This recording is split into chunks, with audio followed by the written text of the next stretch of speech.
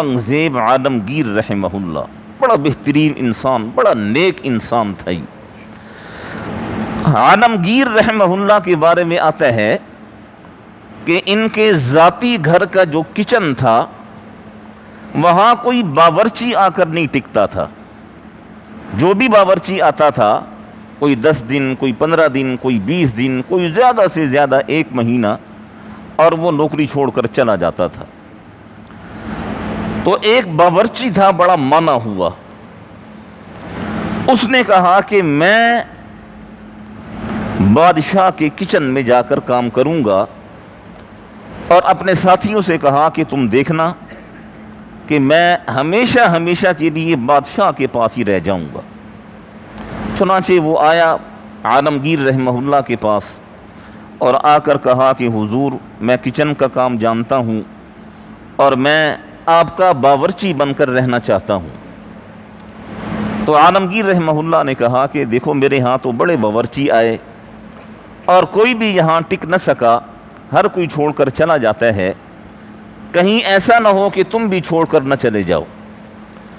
تو لکھا ہے کہ اس نے بڑے عہد و پیمان کیے، اس نے بڑی قسمیں اٹھائیں، اور اس نے کہا کہ نہیں نہیں، میں رہوں گا آپ کے پاس اور میں آپ کی خدمت کروں گا اور میں آپ کو چھوڑ کر نہیں جاؤں گا۔ تو بادشاہ نے کہا چلو ٹھیک ہے، پھر میرا کچن سنبھال لو۔ عالمگیر رحمہ اللہ کا معمول یہ تھا کہ ان کے گھر کا جو ذاتی کچن تھا اس میں 1 کلو کھچڑی بنا کرتی تھی، 1 کلو ہر روز۔ بس وہ عالمگیر رحمہ اللہ کی خوراک یہی تھی، وہ صرف کھچڑی کھایا کرتے تھے۔ 1 کلو کھچڑی بنتی تھی، اور عالمگیر رحمہ اللہ نے باورچی سے کہا ہوا تھا کہ جب کھانا تیار ہو جائے تو آدھی کھچڑی میرے گھر بھجوا دیا کرو اور آدھی کھچڑی میرے دسترخوان پر سجا دیا کر دو۔ وہ آدھی گھر چلی جایا کرتی تھی، وہ ملکہ عالیہ کھایا کرتی تھی، اور آدھی کھچڑی وہ بادشاہ کے دسترخوان پر آتی تھی اور بادشاہ اسے کھایا کرتے تھے۔ یہ سلسلہ چلتا رہا۔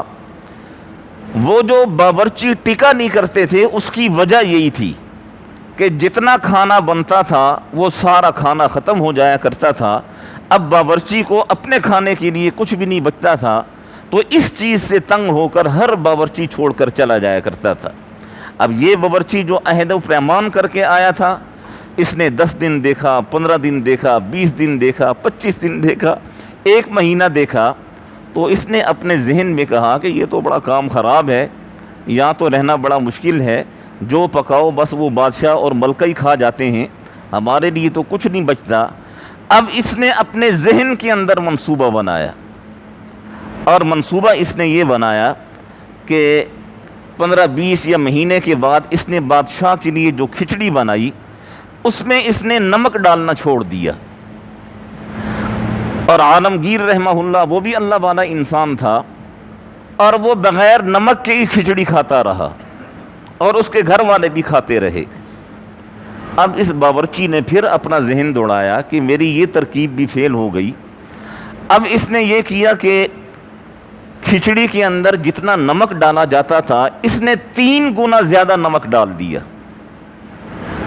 اور جب وہ کھانا بادشاہ کی دسترخوان پر آیا، بادشاہ نے کھایا اور دیکھا کہ یہ تو زہر سے بھی زیادہ کڑوا ہے، تو باورچی کو بادشاہ نے کچھ نہیں کہا، بس ایک نظر اٹھا کر باورچی کو دیکھا ہے، اور پھر وہ ساری کھچڑی وہ کھا گئے۔ اور کھانے کے بعد باورچی سے کہا کہ دیکھو، کل 1.5 کلو کھچڑی تم نے بنانی ہے، 1.5 کلو۔ اب وہ جو باورچی تھا وہ بڑا حیران کہ یہ جو 1 کلو میں بناتا تھا اسے میں زہر بنا دیا کرتا تھا نمک زیادہ ڈال کر، اور شاید بادشاہ کو یہ اتنی پسند آئی ہے کہ بادشاہ نے بڑھا دی اور 1 کلو سے 1.5 کلو کر دی۔